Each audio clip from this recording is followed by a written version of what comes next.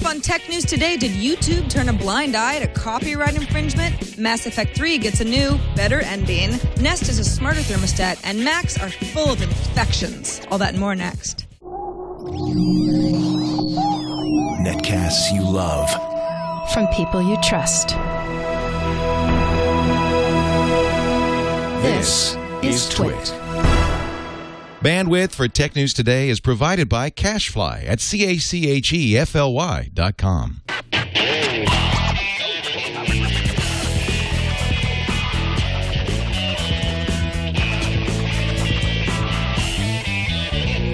This is Tech News Today for Thursday, April 5th, 2012. Tech News Today is brought to you by Squarespace.com, the fast and easy way to create a high-quality website or blog. For a free trial and 10% off your first purchase on new accounts, go to Squarespace.com and use the offer code TNT4. Welcome to Tech News Today. I'm Sarah Lane. I'm Iyaz Akhtar. I'm OMG Chad. And Tom Merritt has the day off today. He wanted to stay at home and watch baseball in his pajamas. That's exactly what he did. He was also on the last Buzz Out Loud this morning. For anybody who caught that, it was very bittersweet, but it was awesome. They had the whole gang down there. It's definitely a must-watch if you want to see Tom dance, because he actually does. Yeah, and he also shaved his beard. So you'll see him back in this chair, beardless, tomorrow. But until then, we've got a great show here on Thursday, and we have a great guest. Jonathan Strickland joins us again from How Stuff Works, also the host of Tech Stuff, and if I may say, friend of TNT. Welcome. Thank you so much. I know that my video is frozen right now, as is my want.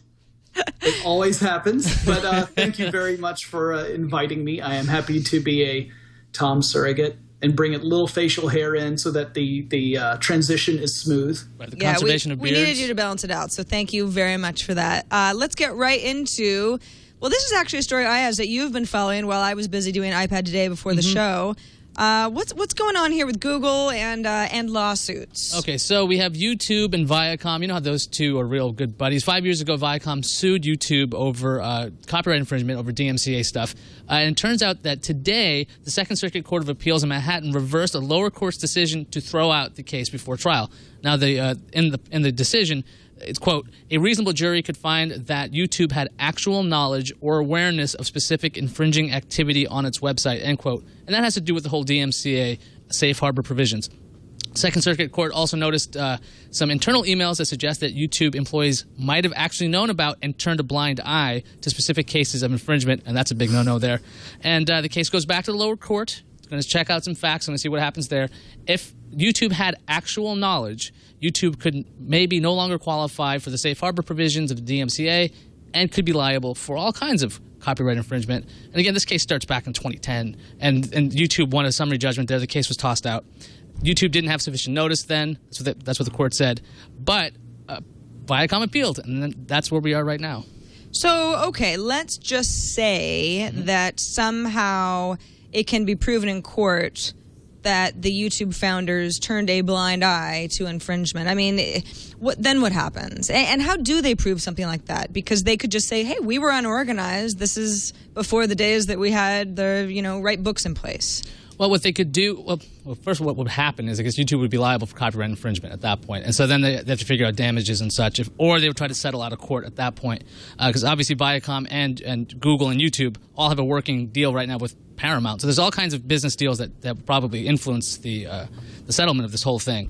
But what if they are found, I mean, what could be found? I mean, there's a bunch of emails out there. There's supposed to be an agent who pays attention to takedown notices, and if they saw that and said, "Oh, we're not going to do it," well, then they can't claim the same defense they've been claiming this whole time. So YouTube would have to try a whole different legal strategy to get around this. Jonathan, what do you make of this? I know here on TWiT we come under the fire of YouTube regularly, whether we've infringed on anything or not. They take down stuff all the time. If they even think we might have infringed, then we can go ahead and fight it, and a lot of times our videos come back up. But, I mean, do we have to look forward to a much more rigid YouTube in the future because of stuff like this? Well, I mean, it's not even necessarily being rigid. It's if they are able to prove that YouTube had knowledge about infringement and did not act upon it, that they just let it happen, that's what gets rid of the whole safe harbor provisions. where they no longer have safe harbor. If that's proven, then YouTube's in trouble. I don't think it necessarily means YouTube would be more strict. I think they just continue the practices that they've been doing so far. It's just the question is, in these past instances, did the people at YouTube know about it? If, like you said, they seem quite eager to make sure they take down any videos that may infringe on copyright material as soon as they hear about it. So. I guess we just have to see if it is true that people there knew about it beforehand. But that's the YouTube of right now, though, compared to the old YouTube 5 years ago, pre-Google purchase. I mean, I think it's actually pre-Google purchase. That's the big deal about this, because now the reason why they're so really quick to go, oh, that looks like something that's copywritten, and we're going to take it down, is because of lawsuits like this, because partnerships with film industries is there now, because they want to make sure that they are a safe place for movie rentals and for hosted content. They are really, really quick on the trigger to take down stuff. So the thing is, how were they 5 years ago? So not necessarily looking at what they do now, it's almost irrelevant. You have to look at how they were back in 2007. Right, to the point where even if they knew that this stuff was happening, maybe it's not so much that they turned a blind eye to it, it's that they didn't really know how to get a handle on all of it. I mean, YouTube was a very Wild West company back in the day. I remember thinking, this is a great service, but what a mess. They'll be shut down in minutes. Of course, then Google came in and bought them, and things have changed quite a bit since then. But how much can they say, listen, we didn't know what we were creating, and it got too big. We didn't have enough employees. I don't think that's the strongest legal defense. We didn't know what we were doing. Oops, the oops defense. I don't know, the oops defense is pretty strong. No. Yeah, no, it usually doesn't work for anybody else. All right, well, we'll be following this case as it progresses, of course, here on TNT. But let's move on to some news that may excite you if you were one of those people who hated the ending of Mass Effect 3. Well, yeah, there were Facebook protests, there were Twitter hashtags. BioWare, the studio and publisher of Mass Effect 3, Electronic Arts, have announced Mass Effect 3 Extended Cut. It's going to be a free download for PC, PlayStation 3, and Xbox 360 users that will give fans, quote, seeking further clarity to the ending of Mass Effect 3, deeper insights into how their personal journey concludes. Now, if you want the free download, you have to have an account with either EA, the online service Origin, the PlayStation Network, or an Xbox Live, and that download will be good through April 12th, 2014. We kind of knew that this was happening. We've talked about it on the show before. And in fact, BioWare co-founder and general manager, Dr. Ray Muzica, 3 weeks ago had posted in a post about this that the team was working on a solution because of the fan outrage. They didn't want to leave people hanging. But we had talked in the past of how much is backtracking because of outrage of outspoken people in the community a good idea. I mean, if they have gone back on this game, for example, is it because they realize that the game ended so badly, or because we can sort of determine the future of how our games end going forward? Well, I mean, for one thing, it could be that in the rush to get the game out on store shelves, they had to cut some corners, and this might have been material they had wanted to include since day one. It's just that they weren't quite able to incorporate that before the game went gold. But this is an interesting effect. I mean, I'm glad to see it. It does make me feel a little weird because I just had my Mass Effect tattoo changed to say Master Chief, and it's a really bad misspelling version of that. But I'm glad that they've taken that into account. I do know people who've played the games. I've just started, to be honest. I've only just started playing them. But I know people who felt that the ending did not really reflect the enormity of the decisions you had to make throughout the whole series of games. And so I know that they're very excited to see this expanded in some way, and hopefully that'll help them feel a little better with how the story actually turns out.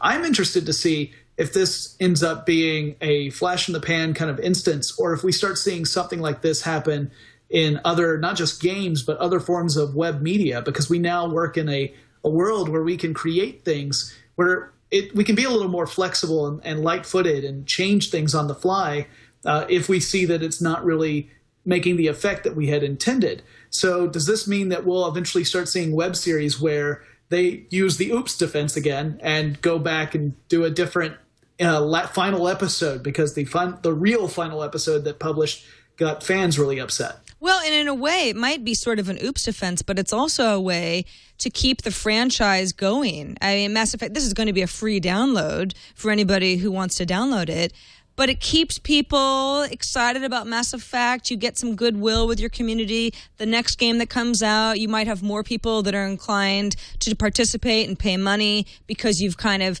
thrown them a bone on what upset them in the past. Imagine this applying to Hollywood productions. How many movies have we seen where it was such a good movie until the last 5 minutes it ruined it? Worst movie ever, and you walk out of there mad. Can you imagine if you made a big enough stink and Michael Mann goes in and changes the ending and everyone's happy and they love him?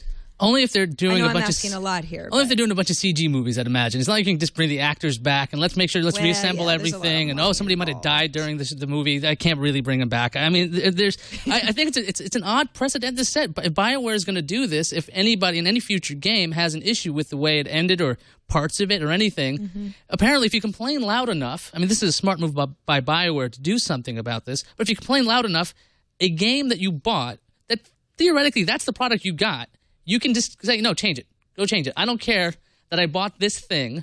This is not a static medium. I want this to change. And I'm actually quite impressed that something like this even worked. But I'm just kind of curious for developers, like, are they stuck on this project all the time? Because, what's the window? Can people be mad for 1 month, 3 months, 5 months? At what point is the game done? Well, two things. One, it sounds to me like the ending embellishments we're getting are really just that. They're embellishing the ending we already have. There's not going to be any fundamental changes to the ending. So there's going to be some more information that we get revealed about the characters and the plot and everything, but it's not necessarily going to revolutionize how the game ends. And secondly, especially with games that have been released in the last 4 or 5 years, DLC has become downloadable content's just become a part of the game. And so if you release a game, there are gamers now who expect to have downloadable content as part of that game for the next year or 2 years, which is great in that it extends the life of those titles, like Sarah was saying. But it also means that if you're a developer on that game, you're going to be in pre-development for several years. The game's going to release, and then you're going to continue developing for that game until possibly the next sequel comes out. Absolutely. Well, BioWare fans, Mass Effect 3 fans, if you're angry, fear not. The ending of your dreams is coming to you. Maybe you'll hate this one too. I have no idea ahead of time, but if you hate it, you should let us know.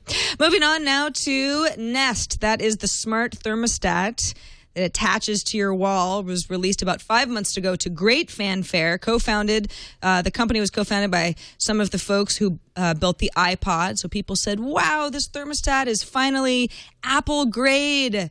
Look at how beautiful it is. Nobody even thought they wanted a beautiful thermostat, but now we do. It's gotten its first big update since then. Over the last week, Nest users have probably already noticed that they have a bit of a simplified version of usage for the past 7 days on their device. But as of today, we've got some even bigger updates. More detailed energy history is now included that will help Nest users learn more about how their system works. It'll cover the past 10 days on the Nest iOS, Android app, and the web version.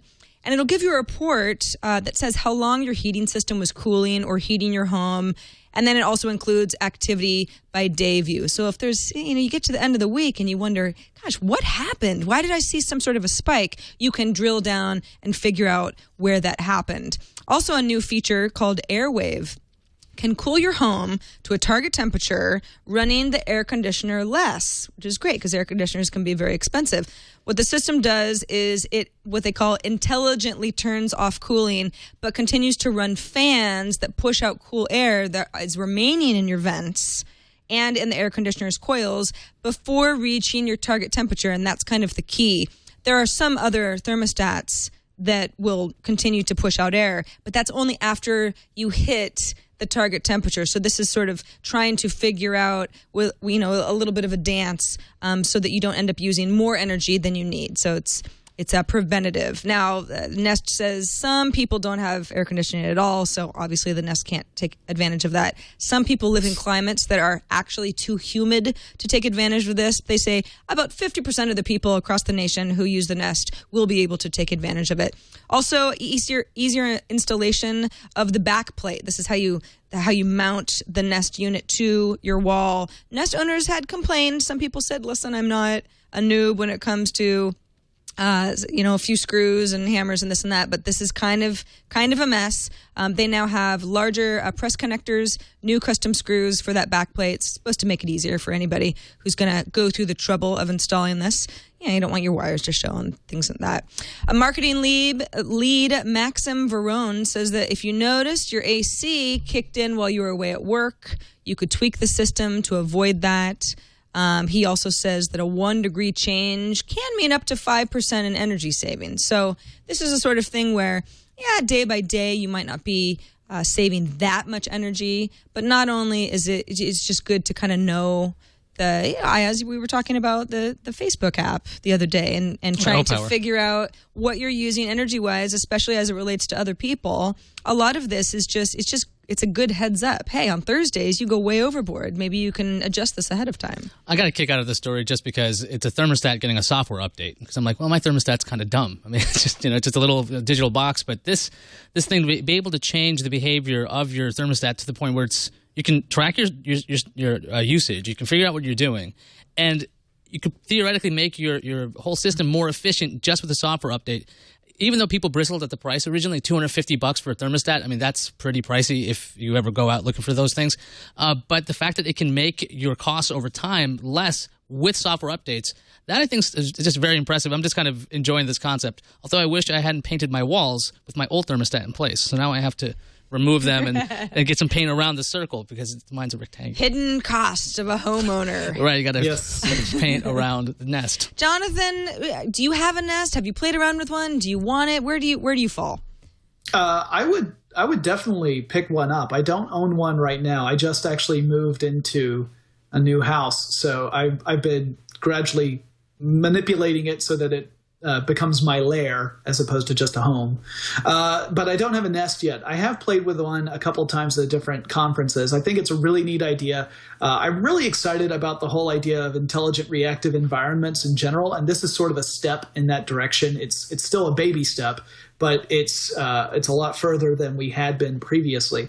And I was very amused by this story simply for the part about it being easier to install, because I don't know if you remember, but when the Nest promotional videos first came out, they talked about how easy it was to install. And the way it showed it on the video was there was a guy standing with a screwdriver and he's unscrewing the screws for his old thermostat, takes that off, and then the next shot, the Nest is mounted on the wall magically. Mm-hmm. And so I thought, how do you make this even easier? Do you just wave the Nest at the wall and then you just throw it at the wall and it'll magnetically go to the right place?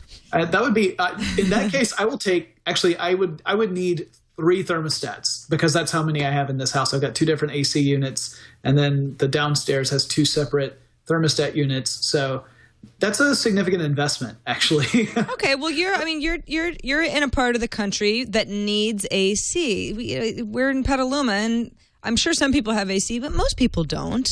How important is it to you? Do you think if you could drill down, looking hour by hour, day to day with your AC unit, you could end up saving a lot of money? Definitely. I mean, in Atlanta, we've already had a really warm winter to the point where my AC has been on for more than a month and a half now because we were hitting 80-degree days in February, which is kind of crazy, which kind of worries us about what spring and summer could hold. It may not be that much more dramatic, but you start to worry. And definitely in this area, AC is a necessity, and anything that would allow you to save money would be a big deal. And any day when I go into the office and my wife is also at her office and there's no one home, then it would be nice to have a system that could be very intelligent in managing the temperature so that it's not so high that when you get home it's overwhelming and it makes the AC work that much harder to get it at a comfortable level. And yet it's also not just working to keep it at your comfortable level the whole day and just wasting energy. You want to have a good medium. And most thermostats I've seen really you don't have that kind of flexibility. You could tell it, all right, I want it to not get higher than this degree, and that's it. That's as close to as you can get. So I think there's definitely a market for this in my area. Again, it would just be the fact that I'd have to buy 3 of them, and when you're talking about $750 for a initial purchase, that's a significant amount. Yeah, definitely. It seems like it's a big purchase. Some of you out there probably say, I need something exactly like this. Maybe you're on the fence. As I have said, it is $250 for the unit. It is available now online and then also at Best Buy. So you can go in there and maybe check it out, look at it in person, and see if it is for you. You know what is for you, though, and I can say this with a straight face because I use it myself and I love it, and that is Squarespace. Let's take a moment to talk about why Squarespace is so great, shall we? Squarespace is the fastest, easiest way to create a high-quality website of any kind. It could be a blog. It could be where you show off your knitting experiments. It could be your photography website. It could be anything you like. And what's nice about Squarespace is you don't have to have any idea how to build a website that makes you look professional. Even though a lot of professionals use Squarespace, they've got templates to get you started. We use them at TWiT TV. I use it for my personal blog. Tom uses it for Sword and Laser. There are a variety of different views and video embedding options, Twitter embedding options for widgets, hundreds, literally, of design templates to choose from. And if you want to go nuts, if you feel like you've got the design bug, or you know what you're doing, you know your way around CSS, you can customize to your heart's desire. You just don't have to. That's the nice thing about Squarespace. It's for noobs, it's for professional designers, and everybody in between. They've got great customer support. They've got nice iPhone, iPad, Android apps for updating your blog on the go. I do this constantly when I want to manage comments and just kind of see what my stat activity looks like. Great stats, by the way. Their back end is rock solid. Your site's not going to go down where you're hosted at Squarespace. And recently, Squarespace even added Google's complete font web library. Over 300 fonts are now integrated. Plus, let's say you're kind of interested in all the things that Squarespace has to offer. You know your way around it a little bit, but maybe you could learn a bit more.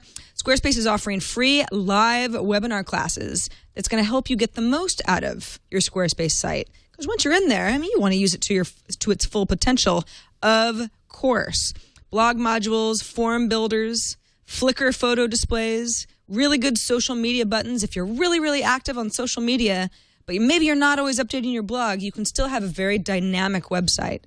Cloud architecture for speed, site stability. Squarespace is great. For a free trial, go to squarespace.com. You can go ahead and sign up for a free account. Big green button. Can't miss it. You don't need a credit card, first and last name, email address, and figure out what you want your Squarespace site to be. If you decide to go ahead and purchase a Squarespace account, after a couple weeks of trying this out, use the offer code TNT4 for 10% off your first purchase on new accounts. Again, that's squarespace.com, and then use the offer code TNT4 to sign up for an account and get 10% off of your first purchase. And we thank them so much for sponsoring this episode of Tech News Today.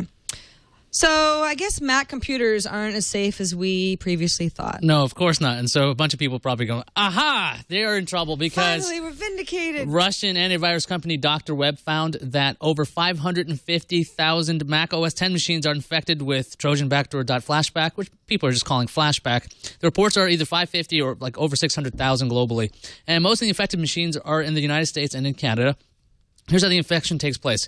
You go to a website, you're redirected to a fake site, JavaScript code loads up a Java applet, and most of these sites seem to have a .rr.nu domain, and this was first detected back in September 2011, but the CEO of Dr. Web told the BBC that it hasn't seen any malicious activity, and they hijacked the botnet, so there should be no chance of anything happening, considering it's in the proper authorities' hands at this point. To fix this, if you want, first you should find out if you have it. You can go to F-Secure. They have full instructions, and we'll have a link to that in our show notes on how to diagnose your machine and how to remove the Trojan if you have it. Now, this is based on an unpatched Java vulnerability. Oracle released a patch back in February, but Apple didn't release its fix until this week because they have their own version of it. So just make sure your system's patched and check it out. There you go. Over 550,000 machines, Macs, are infected with flashback. Yikes. Jonathan Strickland, are you shocked and appalled that Macs aren't foolproof, Trojan-proof? Not at all. Computers are made by people, and people are very good at figuring out how things work. Otherwise, if I weren't good at that, I wouldn't have a job. But hey, no, it's how stuff works, not how things work. But no, it doesn't surprise me at all. I mean, there's something to be said about the architecture for the Mac. It does have security beyond just the fact that fewer people own Macs, therefore hackers did not really see the Mac as a viable target because they could hit way more victims with the PC than they could with a Mac.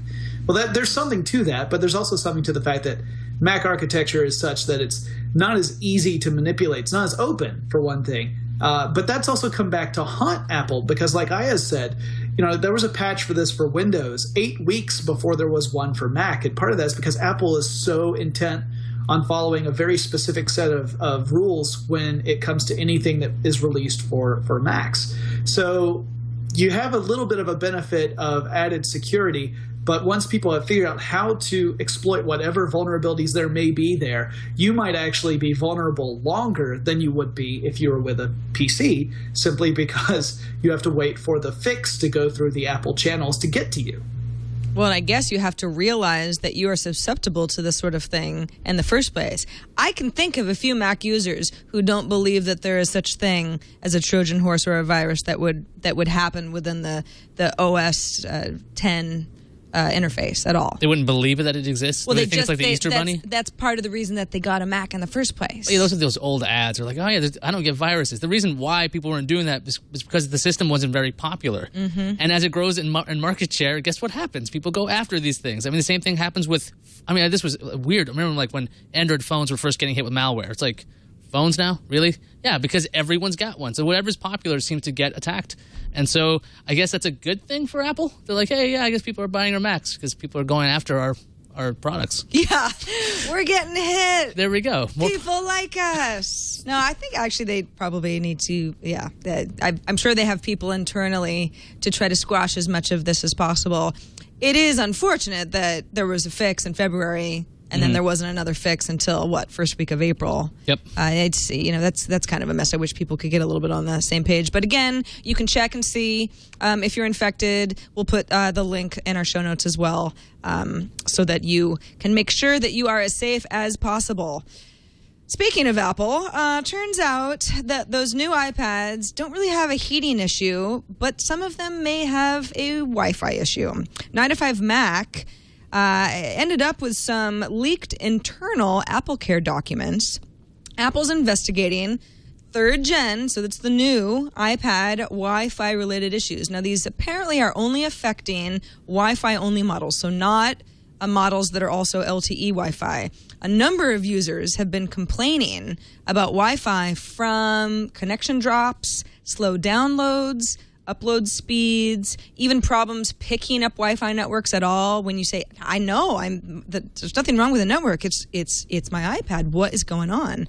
The document tells U.S. retail stores, Apple stores, and contact centers to capture any third-generation iPad that shows these problems and replace the iPad, even if there's evidence of physical abuse. Now, what does capture mean? The document, actually, this is sources close to 9to5Mac, doesn't actually say this in the document. Capture means basically ship the device to Apple's engineering centers for examination and investigation. And the Apple employees are instructed to capture the iPad itself and its included accessories like the charging adapter, a USB cord, pretty much try to figure out where this problem comes from. I just love the visual of this, where I walk in. Mm-hmm. I'm clueless. I don't know. There's just seems to be something wrong. I can't seem to connect to my home network, but I can on everything else. And the guy says, "Oh, can I see that for a second?" Runs in the back and comes out with a fresh new iPad and says, "I don't care if you drop it in water. I don't care about anything. You're on your way." See, that's not the visual I had. I had like a giant, like a butterfly nets. So they're just trying to. You're walking into the store. Your iPad looks a little bit off, and you're like, "Wi-Fi," and then bang. Before you know, you're captured. You're brought into the back. They put a blindfold on you, take your iPad away, give you a new one. You have no idea what just happened. Because you got to make sure this stays quiet. You're both wrong. Oh, yeah? Right. Okay. What happens is you go in there You reveal the iPad. A team of these guys come out. They're all in black. They've got the ski masks on. They grab your iPad. They ditch out. You get a new iPad. What you don't know is that the old iPad has been taken into a room in the back where a guy with dental torture instruments starts screaming, "Is it safe? Is it safe?" That's what happens. That's why they put voice dictation in the iPad. Okay, fine. Jonathan Strickland wins. 9 to 5 right. Mac also notes it's not as if they've come upon these documents that are very eye-opening to it. People are pretty upset about this if they've got the Wi-Fi iPads that are affected, and not all of them are. There is an Apple online support forum, for example, with over 700 replies from users who are having similar issues. Sounds like this is somewhat of an isolated issue, but it is affecting enough folks that they're going to have to figure out a fix. And yes, as it has with older iPad models, sometimes these things happen. You can trade in your iPad if you're having the issue, it sounds like, with little to no hassle at all. And probably if you're having this issue, it's nice to know that you're not alone. You're not crazy. Yeah. Can you imagine making it? Go ahead, Jonathan. I was just going to say it's probably a faulty chip or just a faulty installation procedure, since it does seem to only affect the Wi-Fi only iPads. So sometimes these things happen in production, and it's a shame when it does. And I think Apple's doing the right thing. I'm just thinking, if you bought the iPad on Wi-Fi only because you're like, I don't need another radio in there. I don't need the extra cost of that. And then you're like, I can't go online with this device. It would probably drive people crazy, and that would give a lot of outrage to start with. So it's a good thing, I guess, Apple's taking them back, capturing them. Even so, if you have one that doesn't work, you should just drop it. Like, oops. Now's the time to go. Like, I don't like this, and then you bring it back. They will capture it anyway. Ben M in chat said 700 replies out of how many millions of people who have iPads. Is this really much of an issue? I think that's just indicative of how many people may have been silent and confused as to why their iPads. And they couldn't get online. Yeah, of the vocal minority, there is usually a silent majority. All right, moving on to a little program you may have heard of. It's small. It's growing in popularity. I'm kidding, of course, because I'm talking about Draw Something, which is smashed records, app records anyway. 5 million downloads, 50 million downloads in 50 days. 50 million downloads. That's 1 million downloads a day, people. It's the fastest growing original mobile game of all time. When Angry Birds Space came out, it briefly overtook Draw Something as the #1 paid app in the App Store, but only briefly. Draw Something is back on top. Over 6 billion drawings have been created. I mean, let's just talk crazy statistics for a second. When Draw Something came out, they were averaging about 3 draws, so games, sessions per second. 3 draws per second. Okay. On the day the game launched, that's what they were averaging. Now it's 3,000 drawings per second.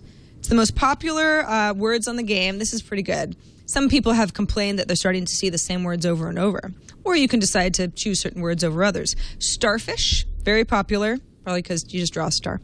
Pregnant, hangman, six-pack, and boombox. Least popular word. Any guesses? Phoenix? No. Latrine. Yes. How'd you know that? I read the article. Oh. I do my homework. Way to go, play Killjoy. along. Yeah, I couldn't tell you how to draw a latrine. So yeah, it's kind of interesting. Of course, Zynga bought OMG Pop last month for $180 million or thereabouts. Acquired the team, except one. They had a little bit of bad press recently. One of the employees, Shea Pierce, decided not to come along to Zynga. He didn't want to be part of the Zynga team. He had his reasons. And the OMG Pop CEO, Dan Porter, had tweeted some public things about why or why not Shea may have not even been welcome anyway in the new company. He has since apologized, taken them back. But it sounds like customers really don't care when it comes to the inner workings of CEO drama and people saying inappropriate things, because this game shows no signs of slowing.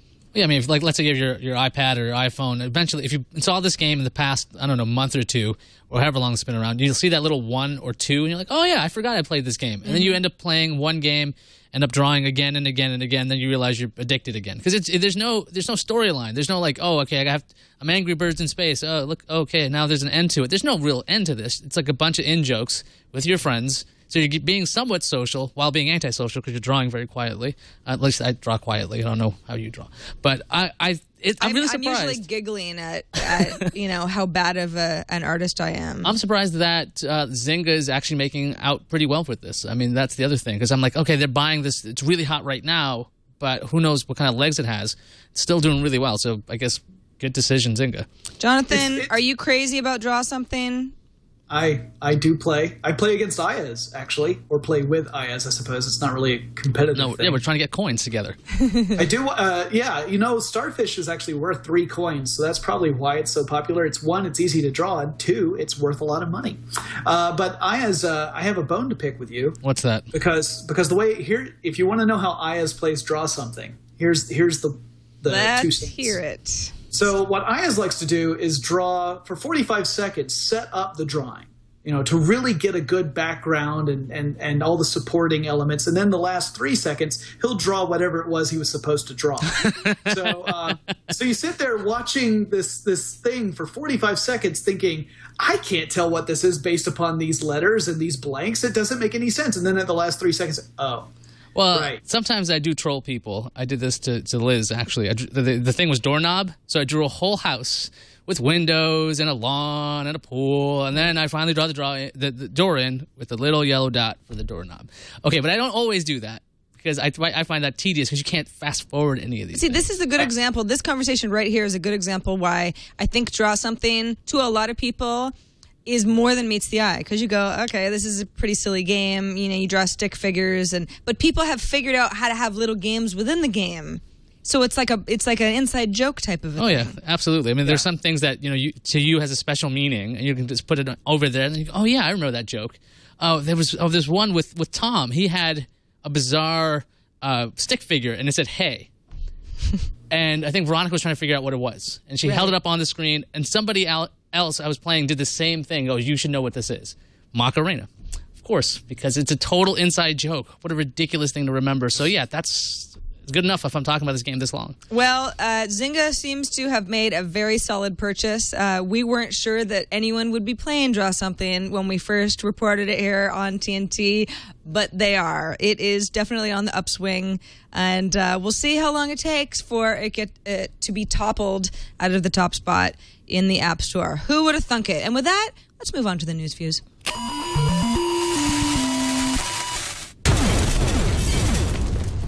Both the Wall Street Journal and the New York Times Dealbook are reporting Facebook has decided to pick NASDAQ as its stock exchange once it IPOs and will trade under the symbol FB. Facebook didn't confirm the deal, but that's bad news for the New York Stock Exchange, as it's been trying to get technology companies, more of them. Facebook is still expected to IPO next month. Dropbox is sick of you taking advantage of it. The company had a deal where if you got an HTC Sense 4.0 device, you get 23 gigabytes extra for free.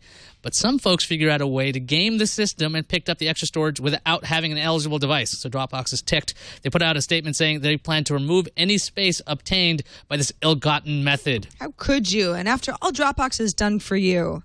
A new Pew Research Center study says that e-reader owners like to buy ebooks rather than borrow books. Those same e-reader owners are also avid readers. 88% of those who read ebooks also read printed books. Ebook readers consume 24 books per year. Those without only read 15. I'm really behind. I'm like at 1. Okay, you know what we haven't talked about in a long time? What? Ebooks. Oh, what about them? I know. The Wall Street Journal reports that the ebook publishers that are currently in hot water over price fixing in the U.S. and Europe are actually working on a settlement. Now, Apple, ever the team player, is apparently holding out. The journal sources say that a potential settlement option is for Apple's contracts with the publishers to be invalidated, and the publishers would allow companies like Amazon to set prices on ebooks as well, which could mean lower prices on ebooks. Got a hat trick in our midst. Dell has done it. Hey. Dell has picked up its third company in a week. This week, Make Technologies, a software company, will join Clarity Solutions and Weiss as the newest Dell underling. Dell only bought 8 companies for all of last year, so they are really on the fast track. Maybe it's a midlife crisis. I don't know. Dell was seen last trading in its minivan for a sports car, so what's maybe a Vespa next? Something like that. What do the kids do when they're like, who am I? And what does it all mean? I think they're going to get like a piercing. But we'll see. This story got our fantastic Redditors all riled up. Someone's willing to buy RIM. Now, private company United Vision marketing firm issued a press release offering an all-stock swap with RIM to acquire RIM's BlackBerry assets. The same press release also discusses its CEO, self-proclaimed Dr. No C. Pearson, who is, quote, headed to Wall Street with the copyrights to prove that he is the owner of what he calls corporate hip-hop. I'm not making any of that up. Good luck with that. Well, regardless of corporate hip-hop or who owns RIM, the U.S. government loves their BlackBerries. The Washington Post reports that the U.S. government has no plans to switch from its smartphone of choice. The chief information officer at the General Services Administration, Casey Coleman, says the government appreciates RIM's focus on security, which is paramount for government use. Let's hope so. Skyhook. Can you imagine if he said, yeah, we just kind of like him. I mean, it's kind of important, but... Well, some people are saying that they like it because it's cheap. Much cheaper than iOS and Android devices. Skyhook Wireless CEO Ted Morgan says there's a major phone coming that's based on Android, but without a Google experience. That means no Google Play. In the past, Skyhook provided location and positioning data to both iOS and Android. Let the wild speculation start. Who's going to make this phone? Facebook? Amazon? MySpace? Friendster! Friendster. Isn't Friendster owned by somebody? I don't remember. It's been so long. The A girl can dream. Finally, YouTube announced that 1080p short-form videos will be automatically converted to 3D. You'll see a 3D option next to the settings gear in the YouTube player itself. There are several 3D options, but you can go old school with red, cyan, or even go full color. YouTube introduced its 2D to 3D video conversion as a tool, as a beta, back in September 2011. Let's move on to the randomizer. So yesterday we talked about Google's new glasses project. Project Glass. Project Glass, as it's known. And we all kind of agreed that it seemed pretty cool, but we had some misgivings about, is it going to take up too much of your peripheral vision? Is it safe? Is it going to look good? And who put this together? It surfaced on Reddit. Right. Not sure it's made by who's Tom Scott. Yeah. He decided to take a look at how Project Glass would probably work in the real world. And so we should run that video to show exactly what he thinks would happen if you put on a pair of Google glasses. No, wait, no. We probably don't want to be full screen. Cancel. Close. Oh! Idiot. What? No, cancel. Tom Scott, thank you for putting together what we all feared. He's kidding, of course, but it's like, what? How distracting will this actually be? Because it's almost asking too much to ask someone to look up from their phone half the time when they're passing you on the sidewalk. I mean, well, good for Tom, for this guy for actually putting this together in such a quick fashion, because people are going to forget about this in a couple of days. So good for you on that one. But yeah, I mean, I guess if you are constantly looking up instead of, I guess, looking at where you're going, you're going to run into issues. Well, I guess people in that case. But I mean, like, you can't really fix stupidity, right? I mean, people run into people all the time.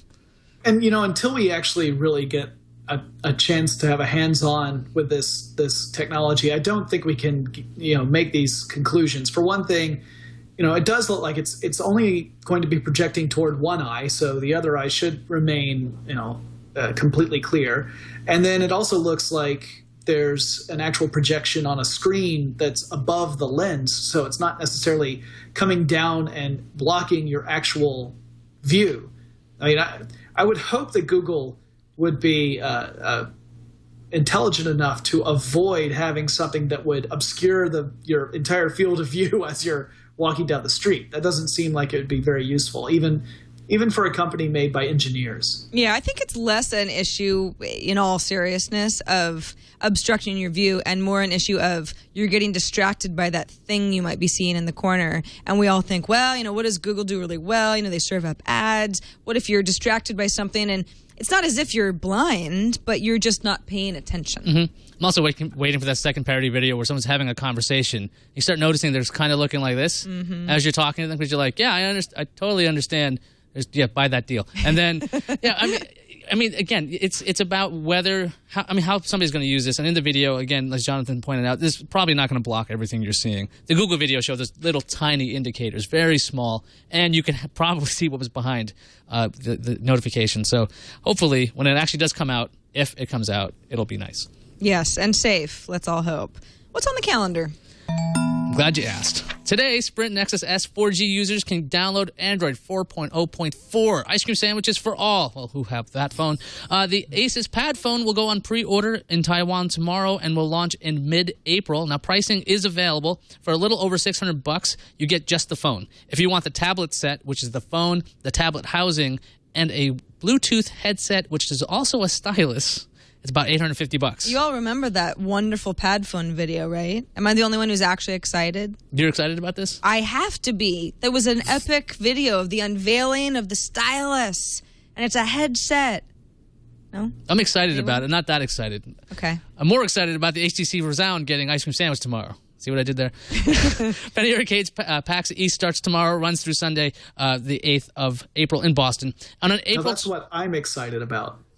PAX East. That excites me. Okay, so and then April 12th, Sony CEO Kaz Hirai will host a corporate strategy meeting where he'll explain Sony's corporate strategy. Ooh. So, well titled. You want a front row seat for that. That's what I'm excited about. One Sony. Actually, I am actually excited. I really want them to do something crazy and different.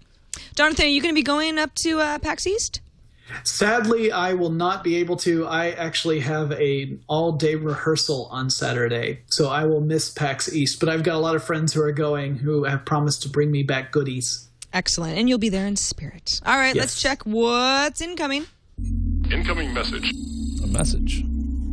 Got an email from Brian who says, on TNT 472, Sarah compared Bravo's ridiculous reality show to television candy.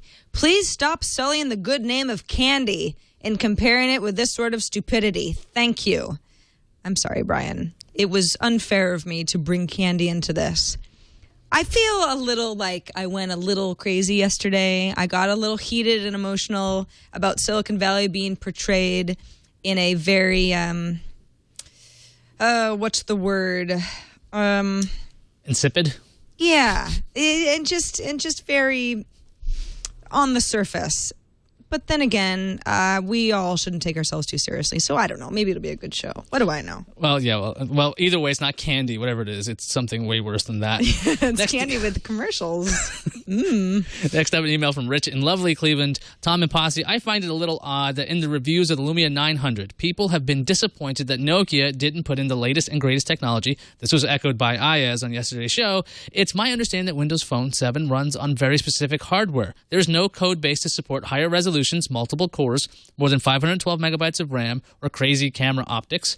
While Nokia supposedly had more latitude to customize Windows Phone 7, I don't think they had the access, resources, or time to rewrite the operating system to support even one of those features. Of course, this raises the question of what Nokia can offer to the platform others can't. Not to say people can't complain about the hardware on the Lumia 900, and reviews are appropriate to point out this deficiency compared to other platforms, but I think the blame should be focused more on Microsoft than Nokia for not being on the cutting edge. Now, I wanted this email up here because I wanted to talk to Rich.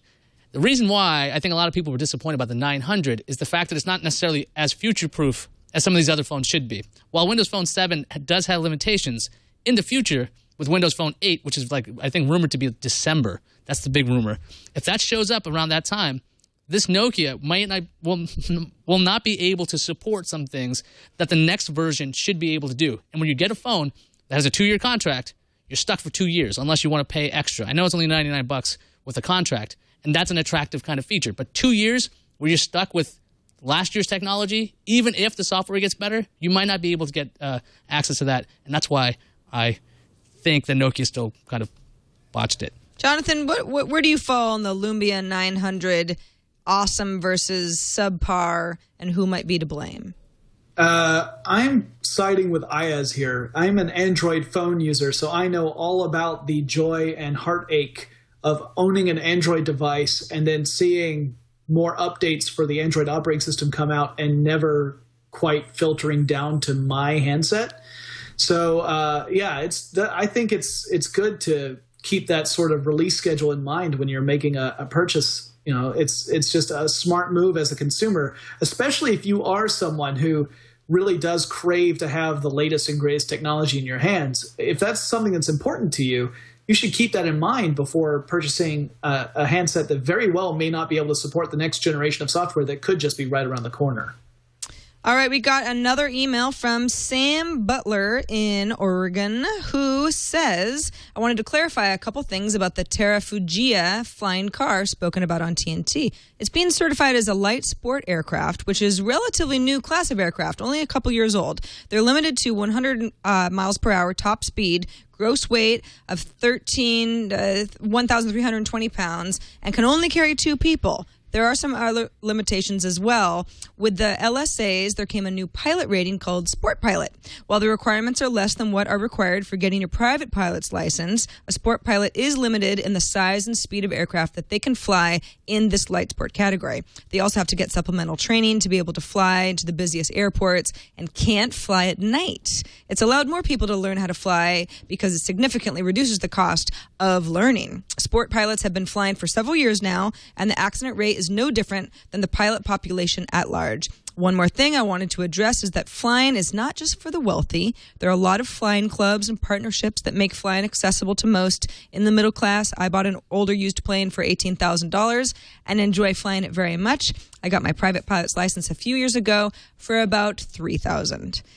Well, I think that's awesome. And thank you so much for some of this clarification on light sport aircrafts versus other kinds of aircrafts. I still look at these numbers and say, wow, that's an expensive hobby. But it's all relative, right? Well, yeah. When I saw this email, I was glad to get a lot of this information because I didn't know about this class of aircraft and why it's only 20 hours. And there's a lot of limitations to this that you probably, when you go, oh, no, if it's really cheap and people can fly and they don't know what they're doing, bad things happen. But if there's this much training and this much restrictions on the actual license and the vehicle itself, it seems a little less terrifying that you have a lot more people in the air, but it's still it's more of like they're not going to be around as prevalent as cars yet. Jonathan, is this going to make you run out and get your pilot's license since you're going to have a flying car pretty soon? Dude, I don't even drive. So that's a no. All right, we wanted to thank everybody who submitted to our Reddit. On every show, you can go to technewstoday.reddit.com and help submit stories or vote other stories up and down so that when we make our show throughout the day and when we talk about our show later in the day, we have a really good idea of the stories that are important to you. Thank you to everybody who submits and everybody who votes. You're all equally important. And thank you to Jonathan Strickland for joining us on this episode of Tech News Today. Jonathan, tell people what you're up to and where to find you online. Sure. Of course, my home site is howstuffworks.com. I've got a show called Tech Stuff. This month, our 400th episode will finally air, which is exciting. And episode 399 has a friend of Tech News Today, Brian Brushwood, is our special guest for $3.99. So that was awesome. You paid $3.99 for him? Actually, $3.99. Yes, it was. What a deal! It was Yeah, it was actually a penny for every spike. So he's going to be on the episode 399, and I highly recommend people check that out. Even if you don't subscribe to my show, make sure you listen to episode 399 because it was a blast talking to him, and it was about an hour-long episode. It's one of our longer ones. All right. Well, thank you for being here. And thanks to everybody who watches. You can email us at technewstoday@twit.tv. You can leave us a voicemail at 260-TNT-SHOW. Tom Merritt will be back tomorrow without a beard, and so will Darren Kitchen for Liquid Fridays. Thanks all. See you tomorrow.